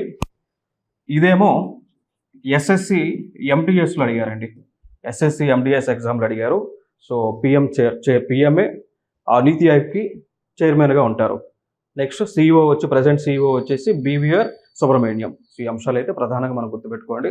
ఇంకోటి, ఇది అమల్లోకి వచ్చినటువంటిది కూడా 1 జనవరి 2015లో అమల్లోకి వచ్చింది. ఈ డేట్ కూడా ఇంపార్టెంట్, దీని యొక్క ఫుల్ ఫామ్ కూడా ఇంపార్టెంట్. నెక్స్ట్ అంశం, so RBI decision on 2000 bank notes అండి. సో ఇక్కడ అంటే మన భారతదేశంలో ఇప్పుడు గవర్నమెంట్ ఆఫ్ ఇండియా అంతకుముందు డిమానిటైజేషన్ చేసింది, తెలుసు కదా. 500 రూపాయల నోట్ల రద్దు కార్యక్రమాన్ని చేసింది కదా. సో అంటే నోట్ల రద్దు కార్యక్రమాన్ని చేసింది కదా. సో ఆ టైంలో ఇక్కడ ఏం చేశారంటే 2000 రూపాయల నోట్లను తీసుకొచ్చింది ప్రభుత్వం. సో 2000 రూపాయలు తీసుకొచ్చినప్పుడు ప్రభుత్వం ఏమన్నది అంటే దీనివల్ల మనకి భారతదేశంలో కరప్షన్ వాల్యూ తగ్గిద్ది అన్నది. బట్ ఏం జరిగింది అంటే ఈ 2000 రూపాయలు రావడం వల్లనే కరప్షన్ పెరిగింది. అందరూ కూడా డబ్బులు మొత్తాన్ని కూడా 2000 రూపాయల నోట్లోకి మార్చి ఈజీగా దాచుకోగలుగుతున్నారు. ఎందుకంటే ఇప్పుడు 500 రూపాయలు అంటే ఒక కట్ట, ఇప్పుడు 1,00,000 రూపాయలకి ఎన్ని కట్టలు కావాలి? 2 కట్టలు కావాలి. ఇది 2 లక్షలకు ఒకే బండిల్ సరిపోతుంది దాచుకోవడానికి. ఓకేనా. సో ఈజీగా బ్లాక్ కరెన్సీ అవుతా ఉంది, ఈజీగా ఈ అమౌంట్ని అంటే ఎక్కువ కరప్షన్ అవుతా ఉంది అని ఆలోచన చేసి ప్రభుత్వం మళ్ళీ ఏం చేసింది అంటే ఈ 2000 రూపాయల నోట్లను మళ్ళీ ఏం చేస్తామని వెనక్కి తీసుకుంటున్నారు. అంటే రద్దు చేయట్లేదు కానీ మొత్తం కూడా సర్క్యులేషన్లోకి లేకుండా వెనక్కి తీసుకుంటున్నారు. ఇంచుమించు చెప్పుకోవాలంటే రద్దు చేస్తున్నట్టుగా. సో దీన్ని జూలై 31, 2021 లోపు, జూలై 31, 2024 లోపు ఎవరి దగ్గర అయితే 2000 రూపాయల నోట్లు ఉంటుందో వారందరూ కూడా తిరిగి బ్యాంకుల దగ్గర పోయి ఎక్స్చేంజ్ చేసుకోమని గవర్నమెంట్ ఆఫ్ ఇండియా అంటే రిజర్వ్ బ్యాంక్ ఆఫ్ ఇండియా గైడ్ లైన్స్ని ఇచ్చింది అండి. ఇది ఇంపార్టెంట్ అంశం. ఇంకా ఫర్దర్గా దీని పాయింట్ ఆఫ్ వ్యూలో మనం నేర్చుకోవాల్సిన అంశాలు ఏంటి అంటే ఈ కరెన్సీ నోట్ల పైన కొన్ని డయాగ్రామ్స్ ఉంటాయి. ఇప్పుడు ఫర్ ఎగ్జాంపుల్ 2000 రూపీస్ నోట్ ఉంది, ముందేమో గాంధీ తాత ఉన్నాడు, ముందేమో మన గాంధీ గ్రాండ్ ఫాదర్ ఉన్నాడు, దాని వెనకాల ఏముంటుంది? Mangalyaan mission. So Mars orbital mission, దాన్ని మంగళయాన్ అంటాం. సో ఆ ఫోటోలు ఉంటాయి, మీకు ఆ ఫోటోలు కూడా నేను చూపిస్తా చూడండి. ఇదండి, ఓకేనా. సో ఇది 2000 రూపీస్ నోట, ఇది మంగళయాన్ మిషన్కి సంబంధించింది. ఇక్కడ కూడా రాసి ఉంటుందా, మంగళయాన్ సంబంధించింది. సో ఇవి తెలుసుకోవాలి మనం, ఇక్కడ ఇవి తెలుసుకోవాలి. కారణం ఏంటి అంటే నేను ఎందుకు తెలుసుకోవాలి అంటున్నానంటే చూసారా, ఈ క్వశ్చన్ అడిగారు ఆల్రెడీ. దేంట్లో అడిగారో తెలుసా ఈ క్వశ్చన్ని? ఎస్ఎస్సి ఎంటీఎస్ 7 ఆగస్టు 2019లో షిఫ్ట్ 1లో అడిగినటువంటి క్వశ్చన్. ఏమడిగారో చూడండి. Which of the following motif is present on 2000 rupee note of Indian currency అన్నాడు. ఈ క్వశ్చన్ ఎందుకు అడిగారంటే అప్పుడు కూడా గవర్నమెంట్ ఆఫ్ ఇండియా 2000 రూపీస్ నోట్స్ని అంటే కంప్లీట్గా సర్క్యులేషన్ లేకుండా చేయాలనేటువంటి ఆలోచన చేసింది అన్నట్టు. అందుకు ఇది అడిగారు అన్నట్టు. 2000 రూపీస్ న్యూస్లో ఉంది కాబట్టి 2000 రూపీస్ నోటు వెనకాల ఉన్నటువంటి ఆ సింబల్ అడుగుతా ఉన్నారు. మరి ఆప్షన్స్లో చూస్తే 1 సన్ టెంపుల్ అడిగారు, ఉంది. 2 హంపి విత్ చారియట్, 3 మంగళయాను, 4 సాంచి స్తూప. మరి ఆన్సర్ ఏమై ఉండొచ్చు? 2000 నోటు వెనకాల ఏముంది? మంగళయానే కాదు ఉంది, చూసాం కదా మనం, ఇదే కదా మంగళయాన్. సో ఎట్లాంటి క్వశ్చన్స్ అడుగుతా ఉన్నారు, అందుకోసం మీరు నేర్చుకుందాం. సో దాకోవలోనే మీకు నేను చూపిస్తా ఉన్నా. మరి ఏ నోటు పైన రివర్స్లో ఏ నోటు పైన ఏ ఫిగర్ ఉందో మనం చూద్దాం. సో 5 రూపాయల నోటు పైన 5 రూపీస్ నోటు పైన మీరు చూసుకున్నట్లయితే ట్రాక్టర్ ఉంటుంది. కలర్ ఏమో గ్రీన్ ఆరెంజ్, కలర్ ఏమో గ్రీన్ అండ్ ఆరెంజ్. 10 రూపాయల నోటు పైన సన్ టెంపుల్ ఉంటుంది, కోనార్క్. ఇప్పుడు ఈ సన్ టెంపుల్ ఒడిశాలో కోనార్క్ అనేటువంటి ఒక ప్లేస్ ఉంటుందా, గాడ్ ఉంటుంది. ఇది కలర్ ఏమో నోట్ కలర్ ఏమో చాక్లెట్ బ్రౌన్. 20 రూపాయల నోటు పైన ఎల్లోరా కేవ్స్ ఉంటుంది. ఇది ఒక ప్రీవియస్ క్వశ్చన్. ఏమని అడిగారంటే ఎల్లోరా కేవ్స్ అనేటువంటివి ఏ జిల్లాలో ఉంటాయని అడిగారండి. 20 రూపీస్ నోటు వెనకాల ఎల్లోరా కేవ్స్ ఉంటాయి. ప్రీవియస్ క్వశ్చన్ ఏంటి అంటే ఎల్లోరా గుహలు అనేటువంటివి ఏ రాష్ట్రంలో ఉంటాయి అంటే ఏ రాష్ట్రం అడగలేదు కానీ జిల్లా అడిగారు అక్కడ. సో ఏ జిల్లాలో ఉంటాయి అంటే ఔరంగాబాద్. మహారాష్ట్ర రాష్ట్రంలో ఔరంగాబాద్ అనేటువంటి ఒక జిల్లా ఉంటుంది. అది కూడా ఇంకోటి, అది ఆ జిల్లాకి హెడ్ క్వార్టర్ కూడా ఔరంగాబాద్ అనేటువంటిది. సో అక్కడ ఈ ఎల్లోరా కేవ్స్ ఉంటాయి. దాంతోపాటు ఎల్లోరా కేవ్స్తో పాటు అజంతా కేవ్స్ ఉంటాయండి. దాంతోపాటు అజంతా కేవ్స్ కూడా ఉంటాయి ఇదే ప్రాంతంలో. నెక్స్ట్ 50 రూపీస్ నోటు పైన హంపి. సో హంపి మనకు తెలుసు కదా, కర్ణాటక ప్రాంతంలో ఉంటుంది హంపి. ఈ హంపిలోనే హంపి విరూపాక్ష టెంపుల్ ఉంటుంది. ఇది 100 రూపీస్ వెనకాల రాణికి వావ్ అని అంటాం. రాణికి వావ్ అనేటువంటిది ఉంటుంది 100 రూపీస్ నోటు వెనకాల. ఇది ఒక వరల్డ్ హెరిటేజ్ సైట్గా మనం గుర్తుపెట్టుకోండి. సో ఇది ఎక్కడ ఉంటుంది, ఏ రాష్ట్రంలో అంటే గుజరాత్ రాష్ట్రంలో ఉంటుంది రాణికా వావ్ అనేటువంటిది. It is a world heritage site, Gujarat రాష్ట్రం. నెక్స్ట్ వచ్చేసి సంచి స్తూప 200 రూపాయ నోటు వెనకాల ఉంటుంది.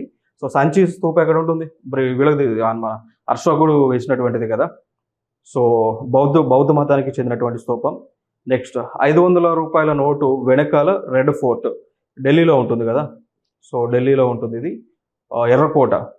నెక్స్ట్ ఇంకోటి 2000 రూపీస్ నోటు వెనకాల మంగళయాన్ ఉంటుంది. So Mangalyaan is nothing but Mars పైన, అంగారక గ్రహం పైన పరిశోధనలు చేయడానికి ప్రారంభించినటువంటి ప్రాజెక్ట్ 2000. ఈ మంగళయాన్ వచ్చి మనకి ఎప్పుడు స్టార్ట్ చేసుకున్నారు అంటే, ఎప్పుడు స్టార్ట్ చేశారు అంటే 2013లో మంగళయాన్ని స్టార్ట్ చేస్తే, అది లాంచ్ చేస్తే 2014లో అంగారక గ్రహం కక్షలోకి ఆ మంగళయాన్ సంబంధించిన శాటిలైట్ రీచ్ అయింది. 2013లో మంగళయాన్ స్టార్ట్ చేస్తే 2014లో ఆ మంగళయాన్కి సంబంధించిన శాటిలైట్ ఏదైతే ఉందో అది మంగళయాన్ యొక్క కక్షలోకి రీచ్ అయింది. సో రీచ్ అయ్యి స్టిల్ అది ఇప్పటికీ కూడా వర్కింగ్ అవుతా ఉంది. మనకి ఇన్ఫర్మేషన్ ఈ మంగళయాన్, సో లైక్ మార్స్కి సంబంధించి, అంగారక గ్రహంకి సంబంధించి ఇన్ఫర్మేషన్ ఇస్తూ ఉంది. ఇదొక అంశం.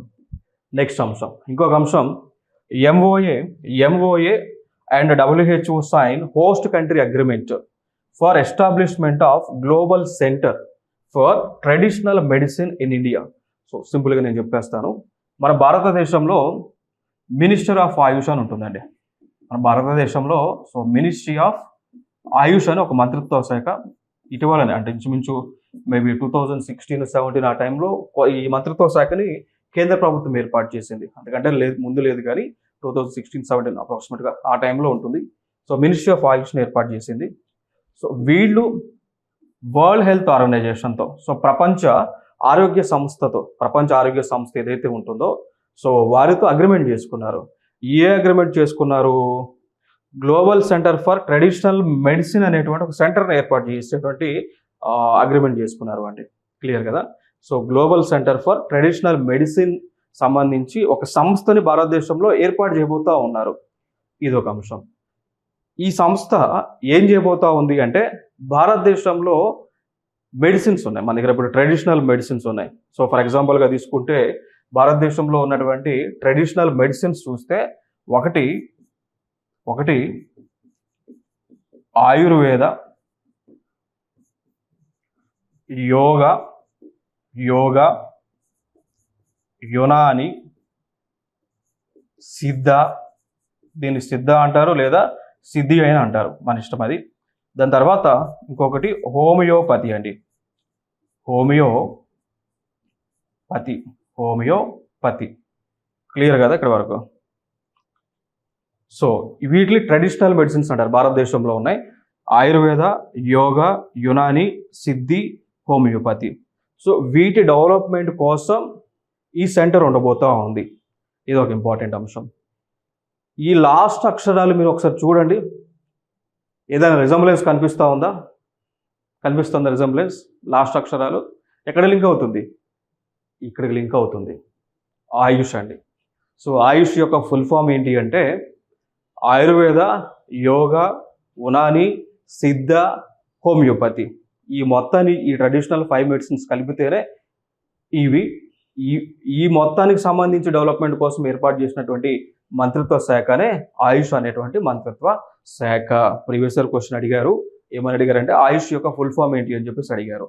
ఓకేనా. సో ఈ మొత్తాన్ని రెగ్యులేట్ చేయడానికే ఈ ఆయుష్ అనేటువంటి ఒక మంత్రిత్వ శాఖని కేంద్ర ప్రభుత్వం ఏర్పాటు చేసింది. సో దీని పరిధిలో ఈ యొక్క global centre for traditional medicine అనేటువంటిది ఉండబోతా ఉన్నది అండి. సో వీరు ఏం చేస్తారు అంటే, దీనికి సంబంధించినటువంటి ఇప్పుడు ఏవైతే ఇప్పుడు మనకి గ్రంథాల్లో ఉంటాయి ఇవన్నీ కూడా ఆయుర్వేదానికి సంబంధించి ఈ డాక్యుమెంట్స్లో ఉంటాయి. ఇప్పుడు తాటాకు పత్రాలు ఉంటాయి, తాళపత్రాలు, తాటాకు పత్రాలు ఉంటాయి. సో వాటిలో ఉన్నటువంటి ఇన్ఫర్మేషన్ మొత్తాన్ని కూడా డీకోడ్ చేసి డిజిటల్ ఫార్మాట్లోకి మారుస్తారు వీళ్ళు. ఇక దాని తర్వాత ఈ ట్రెడిషనల్ మెడిసిన్ డెవలప్మెంట్ కోసం ఎటువంటి చర్యలు తీసుకోవాలో వాళ్ళందరూ కూడా ఇక్కడ వీళ్ళు తీసుకుంటారు. మళ్ళీ ఈ మెడిసిన్స్కి సంబంధించి అంతా కూడా ఈ గ్లోబల్ సెంటర్ ఫర్ ట్రెడిషనల్ మెడిసిన్లో అవైలబుల్గా ఉంటాయండి. ఓకేనా? సో ఇది ఒక ఇంపార్టెంట్ అంశంగా మనం గుర్తుపెట్టుకుందాం. నెక్స్ట్ ఇంకొక అంశం, India and Colombia sign audio visual co production agreement అండి. ఓకేనా? సో ఇక్కడ ఇండియా అదేవిధంగా కొలంబియా అనేటువంటి దేశం, రెండు దేశాలు కూడా audio visual co production agreement అనేటువంటిది చేయడం జరిగింది. కారణం ఏంటి అంటే ఈ అగ్రిమెంట్ దేనికి సంబంధించింది అంటే ఫిలిం డెవలప్మెంట్ కోసం. ఓకేనా? సో ఫిలిం డెవలప్మెంట్ కోసం, దాంతోపాటు కల్చరల్ డెవలప్మెంట్ కోసం ఈ అగ్రిమెంట్ని అయితే చేసుకున్నారు. ఇది ఒక అంశాన్ని మీరు ఏం చేయాలండి, గుర్తుపెట్టుకోవాలి. సో ఇండియా కొలంబియా అనేటువంటి రెండు దేశాలు ఆడియో విజువల్ కో ప్రొడక్షన్ అగ్రిమెంట్ని చేసుకున్నాయి. కారణం ఏంటి అంటే భారతదేశంలోనో లేదా కొలంబియా దేశంలోనో ఈ యొక్క ఫిలిం సెక్టార్ని డెవలప్ చేయడం, ఆడియోకి సంబంధించి వీడియోకి సంబంధించి డెవలప్మెంట్స్ అనేటువంటివి చేయటము అండి. ఇంకొక అంశం, ఈ కొలంబియా అనేటువంటిది ఏ కాంటినెంట్కి చెందినటువంటి దేశం అన్నప్పుడు ఈ కొలంబియా అనేటువంటిది సౌత్ అమెరికా కాంటినెంట్కు చెందినటువంటి దేశం. Colombia is belongs to South America continent. Clear కదా? ఇది ఒక ఇంపార్టెంట్ అంశం. నెక్స్ట్ ఇంకొక అంశం చూసుకున్నట్లయితే ఇక్కడ ఇండియా వాళ్ళు, సో మన భారతదేశము పపువా న్యూ గిని అంటాం. సో చూడవచ్చు పిఎన్జి అంటాం. సో పపువా న్యూ గిని అనేటువంటి ఒక దేశానికి డయాలసిస్ మిషన్లను ఇస్తూ ఉన్నారు. క్లియర్ కదా? సో ఎన్ని డయాలసిస్ మిషన్లు? 12 డయాలసిస్ మిషన్లను ఇవ్వబోతూ ఉన్నారు. సో వాటిని అంటాము హీమియో డయాలసిస్ అంట. క్లియర్ కదా? సో భారతదేశము హీమియో డయాలసిస్ అనేటువంటి ఒక మిషన్లను పపువా న్యూ గిని అనేటువంటి ఒక దేశానికి ఇస్తూ ఉన్నారు. మరి ఎన్ని మిషన్లు ఇస్తూ ఉన్నారు అంటే 12 మిషన్లను ఇస్తూ ఉన్నారు. క్లియర్ కదా ఇక్కడ వరకు? నెక్స్ట్ అంశం దీనిలో భాగంగా ఈ మిషన్లు ఇచ్చేటువంటి కార్యక్రమంలో భాగంగా చూసుకున్నట్లయితే దీనికి సంబంధించి ఒక సమిట్ జరిగింది. సమిట్లో ఈ డెసిషన్ తీసుకున్నారు. ఆ సమిటే forum for India Pacific islands cooperation summit జరిగింది. అర్థమైంది కదా? సో forum for India Pacific islands cooperation summit జరిగినప్పుడు దానిలో ఈ రెండు దేశాల ప్రతినిధులు కలిసి డిస్కషన్ చేశారు. అప్పుడు ఈ అగ్రిమెంట్ జరిగింది. దాని ప్రకారం ఈ 12 హోమియో డయాలసిస్ మిషన్లను ఇస్తూ ఉన్నారు. నెక్స్ట్ అంశం, ఈ డయాలసిస్ మిషన్ల యొక్క ఉపయోగం ఏంటో మనం తెలుసుకోవాలి. డయాలసిస్ మిషన్లు ఏం చేస్తాయి అంటే ఎవరికైతే కిడ్నీలు పనిచేయవో, క్లియర్ కదా?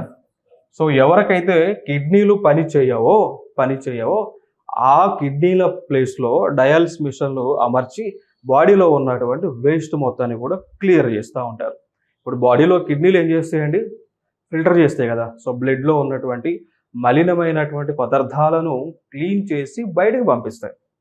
క్లియర్ కదా? సో కిడ్నీలు చేస్తే పని అండి, కిడ్నీలు చేస్తావా పని. సో ఇప్పుడు అదే పని ఎవరికైతే కిడ్నీ ఫెయిల్యూర్ ఉంటుందో ఆ పనిని ఈ డయాలసిస్ మిషన్లు చేస్తాయి. ఆ పనిని ఈ డయాలసిస్ మిషన్లు చేస్తూ ఉంటాయి. సో ఇవి మనం ఆ దేశానికి ఇస్తూ ఉన్నాం. నెక్స్ట్ ఇంకొక అంశం ఏంటి అంటే ఈ లెబనాన్ అనేటువంటి ఒక దేశం ఉంటుంది. ఈ లెబనాన్ అనేటువంటి ఒక దేశంలో ఇటీవల పేజర్ అటాక్స్ జరిగినాయి. సో పేజర్ అనేటువంటి ఒక ఎలక్ట్రానిక్ డివైజెస్లో బాంబులను ఫిట్ చేశారు. పేజర్ అనేటువంటి ఒక ఎలక్ట్రానిక్ డివైస్లో బాంబులను ఫిట్ చేసి వివిధ ప్లేసెస్లో వాటిని బ్లాస్ట్ చేశారు. సో చాలామంది మహిళలు కానీ పిల్లలు కానీ వృద్ధులు కానీ చాలామంది కూడా మరణించడం జరిగింది. సో మన భారతదేశానికి ఉన్నటువంటి ఒక యాటిట్యూడ్ ఏంటి అంటే మదర్ నేచర్ యాటిట్యూడ్. సో ప్రపంచంలో ఎవరికి ఏమైనా కానీ ఎవరు ఆపదలో ఉన్నా కానీ ముందుగా వచ్చి సహాయం చేసేటువంటి దేశము మన భారతదేశం. That's the greatness of India. So finally India came forward to provide 33 ton medical supplies to Lebanon. So భారతదేశానికి తల్లి ప్రేమ ఏ విధంగా ఉంటుందో ఆ ప్రేమ ఉంటుంది కాబట్టి సో ప్రపంచంలో ఉన్నటువంటి అన్ని దేశాలని కూడా తన బిడ్డలుగా చూసేటువంటి మన భారతదేశము ఈ లెబనాన్ అనేటువంటి దేశంలో జరిగినటువంటి ఈ యొక్క టెర్రరిస్ట్ అటాక్లో గాయాల పాలైనటువంటి వారందరికీ కూడా సహాయం చేయడానికి దాదాపు 33 టన్నుల బరువు ఉన్నటువంటి మెడికల్ సప్లైస్ని అందిస్తూ ఉన్నారు అండి. ఇంకొక అంశం, ఇటీవల శ్రీలంక అనేటువంటి ఒక దేశానికి కూడా శ్రీలంకలో ఆర్థిక సంక్షోభం వచ్చినటువంటి సమయంలో భారతదేశము మదర్ నేచర్ కలిగినటువంటి భారతదేశము వారికి ఏం చేసింది అంటే వీట్, సో గోధుమలను ఫ్రీగా సప్లై చేస్తామండి. గోధుమలను ఫ్రీగా సప్లై చేస్తాం. వెరీ ఇంపార్టెంట్ ఇది అంశం. నెక్స్ట్ ఇంకొక టాపిక్ ఇంకొక అంశం ఇక్కడ లైక్ అంతర్జాతీయ ఒక సంస్థ ఉంటుంది. దాన్ని మనం పిలుస్తాము ఫైనాన్షియల్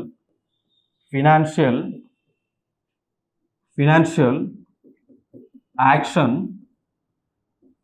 టాస్క్ ఫోర్స్ అని పిలుస్తామండి. ఇది ఒక అంతర్జాతీయ సంస్థ, FATF అంటాం. So financial action task force FATF అనేటువంటి సంస్థ భారతదేశాన్ని అప్రిషియేట్ చేసింది, భారతదేశాన్ని పొగిడింది అండి. ఎందుకు పొగిడింది అంటే భారతదేశాన్ని ఒక అంతర్జాతీయ సంస్థ ఫైనాన్షియల్ యాక్షన్ టాస్క్ ఫోర్స్ అనేటువంటి సంస్థ ఎందుకు పొగిడింది అంటే భారతదేశంలో రెండు అంశాలు. ఒకటి మనీ లాండరింగ్ని లేకుండా అరికడుతున్నటువంటి దేశం అరికడుతూ ఉంది. దాని తర్వాత రెండవ ఒక అంశం ఏంటి అంటే టెర్రరిస్ట్ ఫండింగ్ని, సో టెర్రరిస్ట్ ఫినాన్సింగ్ లేదా ఫండింగ్ని ఆపుతున్నటువంటి దేశం అన్నమాట. So financial action task force ఎందుకు భారతదేశాన్ని పొగిడింది, అప్రిషియేట్ చేసింది అంటే భారతదేశము వివిధ రూపాలలో భారతదేశంలో మనీ లాండరింగ్ అనేటువంటిది లేకుండా తగు చర్యలను తీసుకుంటా ఉంది. దానితో పాటు టెర్రరిస్టులకు ఫండింగ్ అనేటువంటిది, టెర్రరిస్టులకు ఫినాన్స్ సపోర్ట్ అనేటువంటిది లేకుండా తగు చర్యలు తీసుకుంటున్నటువంటి దేశంగా ఉంది. కాబట్టి ఫైనాన్షియల్ యాక్షన్ టాస్క్ ఫోర్స్ అనేటువంటి ఒక అంతర్జాతీయ సంస్థ అప్రిషియేట్ చేసింది. ఇదొక అంశం. ఎందుకు ఫైనాన్షియల్ యాక్షన్ టాస్క్ ఫోర్స్ అనేటువంటిది భారతదేశాన్ని అప్రిషియేట్ చేసింది ఈ రెండు రంగాలకు సంబంధించింది అంటే ఈ FATF అనేటువంటిది దీన్ని కంట్రోల్ చేయడానికే ఏర్పాటైనటువంటి సంస్థ. సో ఫైనల్గా what are the objectives of FATF అన్నప్పుడు it was established to control money laundering and terror funding అండి.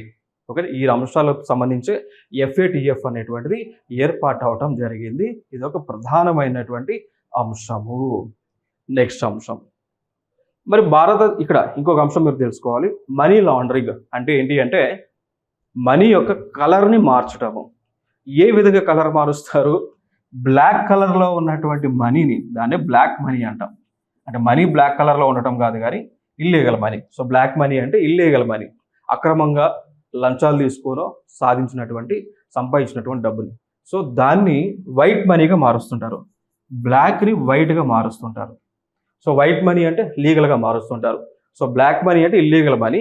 సో ఇల్లీగల్ మనీని వివిధ మెథడ్స్ ఉపయోగించి వైట్ మనీగా అంటే లీగల్ మనీగా మారుస్తూ ఉంటారు. సో అది అట్లా మార్చడము తప్పు. సో అదే ప్రాసెస్ని మనీ లాండరింగ్ అంటాం, changing of the colour. Money laundering అంటే అది. సో బ్లాక్ మనీని కాస్త వైట్గా మార్చేటువంటి కార్యక్రమం. దాంతోపాటు టెర్రరిస్ట్ ఫండింగ్ ఈ రెండు కంట్రోల్ చేసేటువంటి సంస్థ FATF అనేటువంటి సంస్థ. ఇంకొక అంశం మనం గుర్తుపెట్టుకోవాలి. FATF అనేటువంటి సంస్థ రెండు లిస్టులను రిలీజ్ చేస్తూ ఉంటుంది. ఒకటి బ్లాక్ లిస్ట్ అని చెప్తూ ఉంటాం. FATF అనేటువంటి సంస్థ రెండు లిస్టులను రిలీజ్ చేస్తుంది. ఒకటి బ్లాక్ లిస్టు, ఇంకొకటి గ్రే లిస్ట్ అండి. ఒకటి బ్లాక్ లిస్టు, రెండు గ్రే లిస్ట్ అనేటువంటి లిస్టులను రిలీజ్ చేస్తూ ఉంటుంది. బ్లాక్ లిస్ట్లో ఏముంటుంది, గ్రే లిస్ట్లో ఏముంటుంది? సో బ్లాక్ లిస్ట్లో ఏముంటుంది అంటే ఎవరైతే పూర్తిగా మనీ లాండరింగ్కు అంటే ఏ దేశము అయితే పూర్తిగా మనీ లాండరింగ్కు టెర్రరిస్ట్ ఫండ్కి సపోర్ట్ చేస్తూ ఉందో, ఏ దేశము అయితే మనీ లాండరింగ్ను టెర్రరిస్ట్ ఫండ్ని కంట్రోల్ చేయలేకపోతా ఉందో, క్లియర్ కదా, కంట్రోల్ చేయలేకపోతా ఉందో ఆ దేశాలను బ్లాక్ లిస్ట్ జాబితాలో పెడతారు అండి. ఆ దేశాలను బ్లాక్ లిస్ట్ జాబితాలో పెడతారు. నెక్స్ట్ గ్రే లిస్ట్ ఏంటి అంటే టెర్రరిస్ట్ ఫండింగ్ సంబంధించి మనీ లాండరింగ్ సంబంధించి కంట్రోల్ చేయట్లేదు, చూసి చూడనట్టు ఉంది. అంటే లైక్ ఒక మీడియేటర్ పొజిషన్లో ఒక దేశం ఉంది అనుకోండి, అప్పుడు ఆ దేశం పేరుని ఈ గ్రే లిస్ట్లో పెడతారు. అర్థమైంది కదా, వెరీ ఇంపార్టెంట్ లిస్ట్ ఇవి. సో FATF రెండు లిస్టులను రిలీజ్ చేస్తుంది. ఒకటి బ్లాక్ లిస్ట్ అంటాము, రెండు గ్రే లిస్ట్ అంటాము. బ్లాక్ లిస్ట్లో ఏముంటుంది, సో ఎవరైతే పూర్తిగా విఫలం అవుతారో ఈ రెండు అంశాలను కంట్రోల్ చేయడానికి వారి పేరు బ్లాక్ లిస్ట్లో ఉంటుంది. ఎవరైతే కంట్రోల్ చేయడంలో అంటే చూసి చూడనట్టుంటారో వారి పేర్లు గ్రే లిస్ట్లో ఉంటుంది. గతంలో గ్రే లిస్ట్ జాబితాలో పాకిస్తాన్ దేశం ఉండేది అండి. సో పాకిస్తాన్ ఏం చేస్తూ ఉంది అంటే టెర్రరిస్టులకు ఫండింగ్ ఇస్తూ ఉంది కదా, సో అందుకు ఈ పాకిస్తాన్ దేశాన్ని తీసుకుపోయి గ్రే లిస్ట్లో పెట్టారు. దాని తర్వాత FATF వాళ్ళకి స్ట్రాంగ్ వార్నింగ్ ఇచ్చింది, మీరు కనుక టెర్రరిస్ట్ ఫండింగ్ కాకపోతే తీసుకుపోయి బ్లాక్ లిస్ట్లో పెట్టేస్తాము అని FATF పాకిస్తాన్ దేశానికి వార్నింగ్ ఇచ్చింది. ఇంకొక అంశం, మరి ఏదైనా ఒక దేశాన్ని బ్లాక్ లిస్ట్లో పెడితే దానివల్ల కలిగేటువంటి నష్టాలు ఏంటి, లాభాలు అయితే ఏమీ లేవు, కలిగేటువంటి నష్టాలు ఏంటి అంటే ఆ దేశాన్ని కంప్లీట్గా ఆ దేశంతో ఏ దేశాలు కూడా బిజినెస్ చేయవు, ఏ దేశాలు కూడా. సో ఒక దేశాన్ని బ్లాక్ లిస్ట్లో పెడితే కలిగేటువంటి నష్టాలు ఆ దేశానికి ఏంటి అంటే నో బిజినెస్, ఎవరు కూడా ఆ దేశంతో బిజినెస్ చేయరు. ఫినాన్షియల్ సంస్థలు ఏవైతే ఉన్నాయో లైక్ ఐక్యరాజ్య సమితి కానీ ఇంకొన్నటువంటి సంస్థలన్నీ కూడా ఆ దేశం పైన రిస్ట్రిక్షన్స్ వేస్తారండి. ఓకేనా, రిస్ట్రిక్షన్స్ని వేస్తారు. రిలేషన్షిప్స్ అన్నీ కూడా నో రిలేషన్స్, సో మిగిలినటువంటి దేశాలతో సంబంధాలు అనేటువంటివి ఉండవు. ఆ దేశాన్ని ప్రపంచ దేశాల నుంచి ఐసోలేట్ చేస్తారు, ఏకాకిని చేస్తారు. సో ఐసోలేట్ని చేస్తారు అండి. సో ఇవన్నీ కూడా కలిగేటువంటి నష్టాలు ఒక దేశాన్ని బ్లాక్ లిస్ట్లో కనుక FATF పెట్టింది అంటే. ఇక నెక్స్ట్ అంశం, ఇంకొక అంశం చూడవచ్చు. మరి FATFలో ఉన్నటువంటి దేశాలు ఏమేమి ఉన్నాయో తెలుసా, ఈ దేశాలన్నీ కూడా FATFలో ఉన్నాయి. FATFలో గ్రే లిస్ట్లో ఉన్నాయి అన్నట్టు. ఓకేనా, సో ఆ దేశాలు చూస్తే Algeria, Angola, Bulgaria, Burkina Faso, Cameroon, Cote de Ivoire, Croatia, Democratic Republic of the Congo, Haiti, Kenya, Lebanon, Mali, Monaco, Mozambique, Namibia, Nigeria, Yemen, Vietnam, Venezuela, Tanzania, Syria, South Sudan, South Africa and Philippines. ఈ దేశాలన్నీ కూడా FATF grey లిస్ట్లో ఉన్నాయి. So ఇది 25th అంటే ప్రజెంట్కి ఇప్పటి వరకు. Next చూద్దాం. దాని తర్వాత నేను చెప్పాను కదా బ్లాక్ లిస్ట్ అని. సో బ్లాక్ లిస్ట్లో ఉన్నటువంటి దేశాలు 3 ఉన్నాయి. అవి ఒకటి republic of Korea, 2 Iran, Myanmar. ఈ దేశాలను గుర్తుపెట్టుకోండి ఎందుకంటే ఇవి ఇంపార్టెంట్. బ్లాక్ లిస్ట్లో ఉన్నటువంటి దేశాలు Republic of Korea, Iran, Myanmar black లిస్ట్లో ఉన్నాయి. గ్రే లిస్ట్లో ఉన్నటువంటి దేశాలేమో ఈ దేశాలన్నీ కూడా ఉండేవి. గతంలో ఇదే గ్రే లిస్ట్లో పాకిస్తాన్ ఉండేది. సో ఫైనల్గా ఈ పాకిస్తాన్ గ్రే లిస్ట్ నుంచి తీసి దానికి ఫ్రీ హ్యాండ్ ఇచ్చారు. సో ఇప్పుడు ఈ గ్రే లిస్ట్లో పాకిస్తాన్ అయితే లేదండి, ఇండియా అసలు ఉండదు అనుకోండి. సో ఇండియానే ఈ FATF అప్రిషియేట్ చేసింది కదా, సో అందుకు ఇండియా ఉండదు. సో దాని తర్వాత ఇండియన్ గవర్నమెంట్ ఈ మనీ లాండరింగ్ని, టెర్రరిస్ట్ ఫండింగ్ని కంట్రోల్ చేయడానికి ఏర్పాటు చేసిన సంస్థలు ఏంటి అంటే ఒకటి రిజర్వ్ బ్యాంక్ ఆఫ్ ఇండియా, దాన్ని మనం RBI అని పిలుస్తూ ఉంటాం. సో రిజర్వ్ బ్యాంక్ ఆఫ్ ఇండియాని ఏర్పాటు చేశారు, ఫినాన్షియల్ ఇంటెలిజెన్స్ యూనిట్ని ఏర్పాటు చేశారు, ఎన్ఫోర్స్మెంట్ డైరెక్టరేట్ను ఏర్పాటు చేశారు, securities and exchange board of ఇండియాని సెబీని ఏర్పాటు చేశారు. దాని తర్వాత insurance regulatory and development authority of ఇండియాని కూడా ఏర్పాటు చేశారు అండి. ఈ సంస్థలన్నీ కూడా యాంటీ మనీ లాండరింగ్ రెగ్యులేషన్ సంస్థ భారతదేశంలో ఉన్నటువంటివి.